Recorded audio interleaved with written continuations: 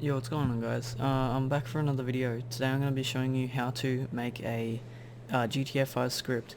This will be part 1 of a series. Not sure how long it will be, but yeah, I'm just going to do it anyway.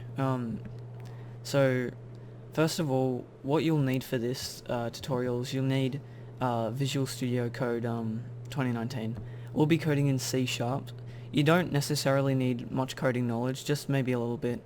I had like a little bit of knowledge mainly from Python, very basic, but I still managed to make some scripts like after a bit of practice and just looking at code and pretty much that. So yeah, so what we're going to do is we're going to open a new file. So I'll do that right now with you guys just so you know what to do. Okay, so once we open it, we'll create a new project and we'll choose class library .NET framework. You'll also need to download .NET framework 4.8. So you'll choose next, and then it'll just name it what you want to name it. It doesn't necessarily matter. No, just okay, and then you'll be something like this will pop up. Just delete what it was before and paste in this, which will be in the comments section, or it'll be in a file that'll link. But yeah, just copy it, make sure it looks like this. Ignore the errors just for the moment. I'll show you what to do with that. So once it looks like this, then you'll need to, the file, it'll be in a paste bin link so that you can just copy it and then paste it into your thing. But so first of all, what we want to do is we want to add references. So right here we want to add a reference. Now we want to add our, so browse and then try find your, what was it?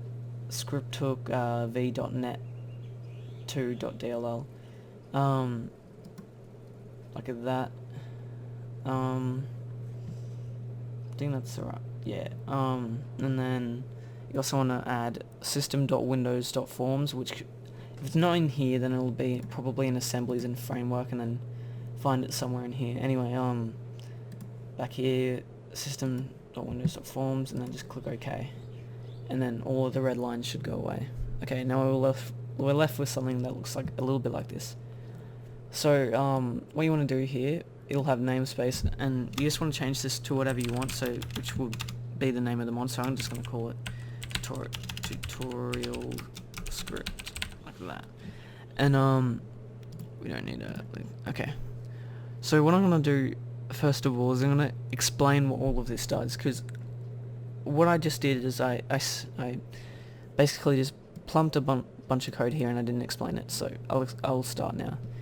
So right in here, in this line around here, this is where we define our booleans, or I don't know, our integers. So we just type bool, test bool, something like that, and just put that there.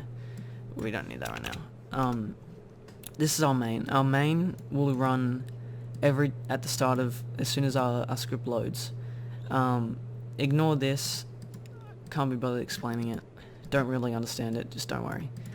So what we can do here, if we want it, I don't know, just say UI.notify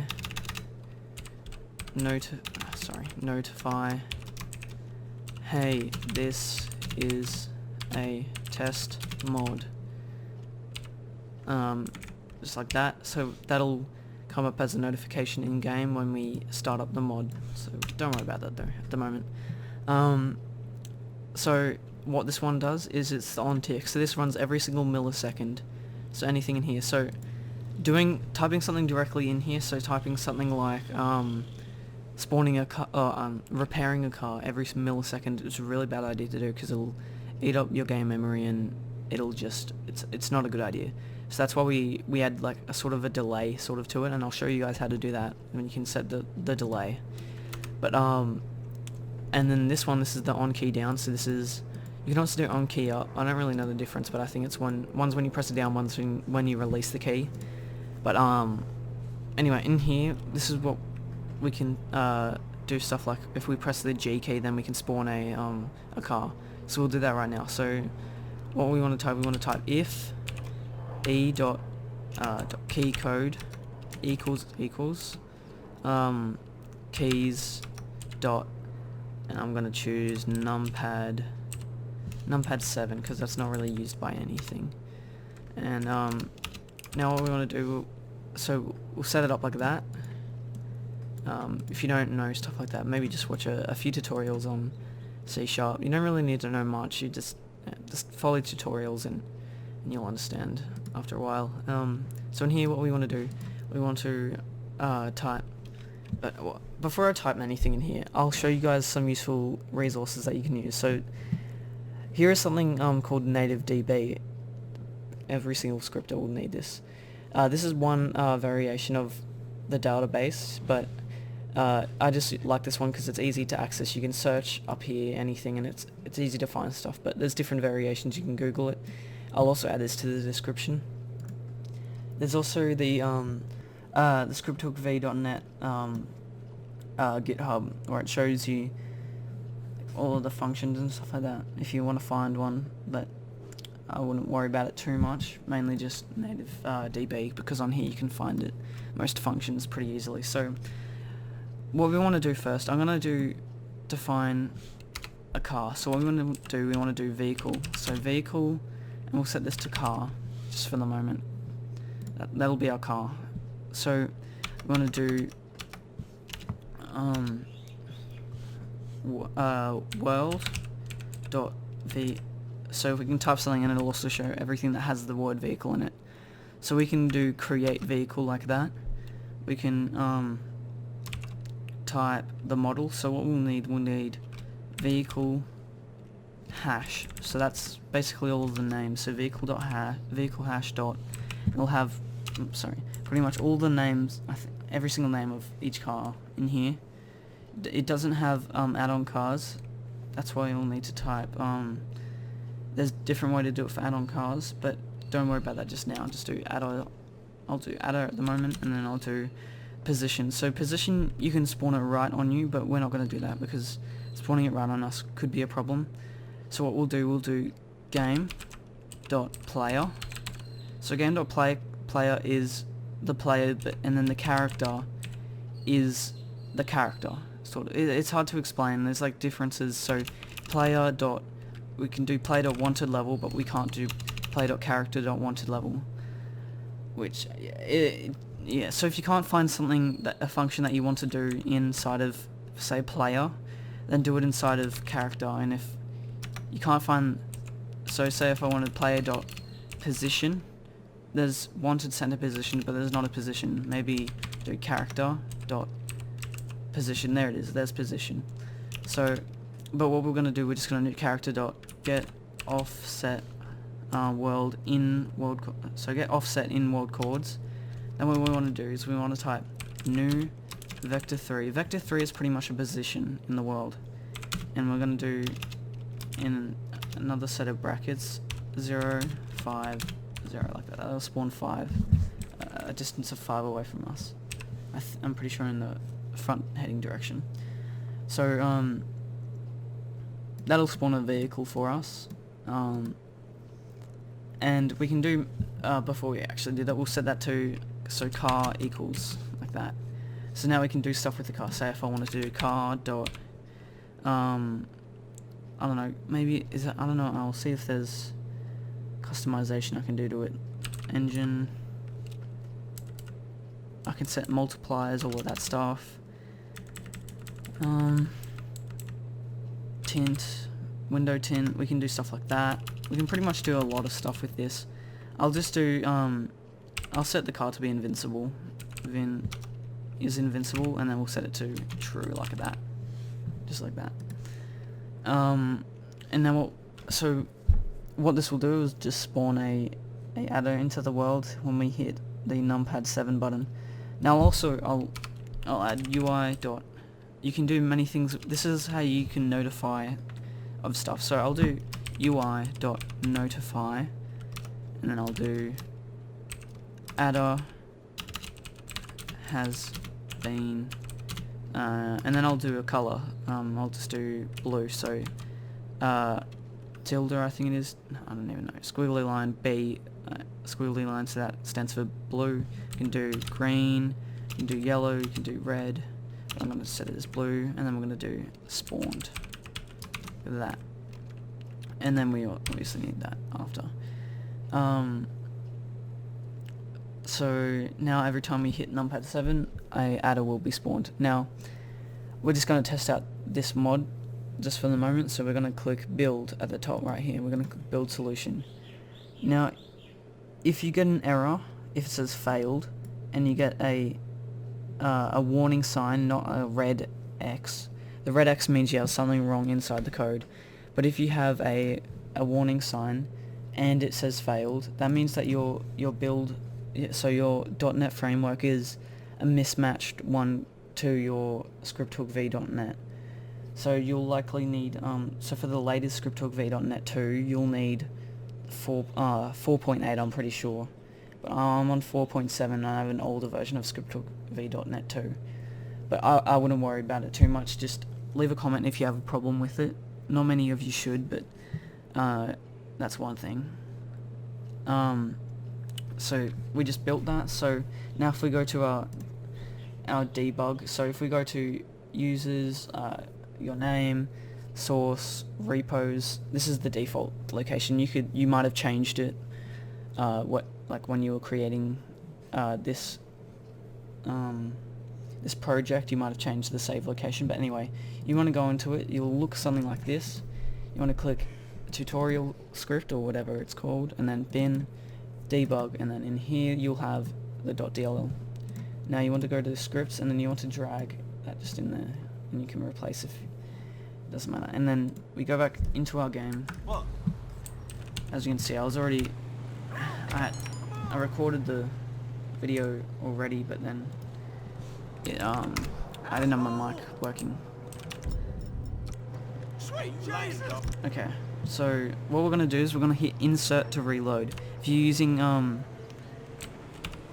Scripthook v3, then you'll have to bring up the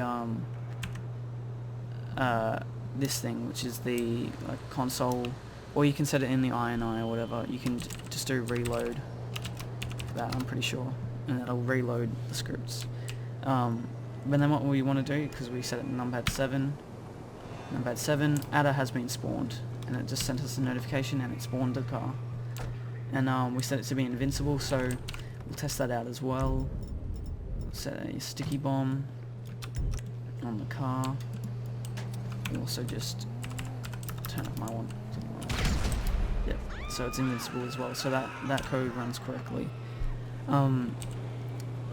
Okay, so let's get back to the script. Okay, so maybe I don't want to make it invincible. Maybe I want to repair it, but I don't want to make it invincible. So what I'm going to do, we're going to use the onTick feature. So what we need to do in here, because if I just run car.repair, look at that, if I just run that, then that'll become pretty laggy because we're running it every single millisecond. So we can change it. We don't need to run it every single millisecond, we can run it every second or so. So what we want to do, I'll explain this a bit, I'll explain it more in a second. So what we want to just do, we want to create a new integer, and we want to call it game time reference, like that. It's just pretty much just a reference, and we want to do equals game.gametime plus however many milliseconds. So I'm going to do 1000, which is equal to 1 second.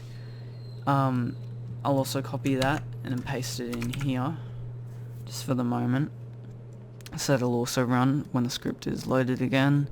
Doesn't really need to be run twice, but I don't know, it doesn't really matter. So in here what we want to do is we want to do if game.gametime is greater than gametime reference, like that, then we want to run the code. So we want to do, say, we want to do the repair. So we want to do car.repair, like that. And then we can't just leave it at that. We also need to copy. Sorry, I didn't need to actually. Oh shoot! I need to ignore that error. I accidentally hit the build button. Anyway, and copy that just down here. So that'll also reset the timer again. So I'll explain it better here. So we have our game time. So game time is constantly changing, so game time. I need to make that pen bigger. Doesn't matter. Actually, yeah, there we go. So game time, sorry for the bad writing. Game time is constantly changing. Say it's equal to 1000. Every single millisecond that goes up by 1, 2, and then so on. So then if it's 2, then that's a second passed from 1000 to 2000. But just, so say we set it to 1000, and then up here where we have game time reference equals game time plus 1000, then we do game time reference equals to 2000, because we have that plus the 1000, and so that, then that's 2000. Obviously this game time isn't 1000, it's some random number, say like 27,500, and just adds 1000. And then what's happening here is if the game time, so if game times, because this one's constantly going up, 2, 3, since it's constantly going up, it'll eventually get bigger than our game time reference, which doesn't change because we set it to be equal to something. And once that gets bigger, once it gets to 2001, then it'll trigger this. It'll trigger if game time is greater than game time reference, it'll run that code. Then it'll also reset the timer, so it'll set game time reference to equal the new the new game time, which is 2001, plus the 1000, so it'll be 3001, the game time reference. Then once this one hits 3000, so it'll run again. Hopefully that made sense, but I just tried to explain that. But yeah, that's pretty much how that one works. So we can set that to, say if I wanted 10 seconds, I can do 1000, 10,000 like that I meant, but we're just going to leave it at 1 second like that. If you want to change it, you obviously need to change all three. But that's pretty much that. So we need to do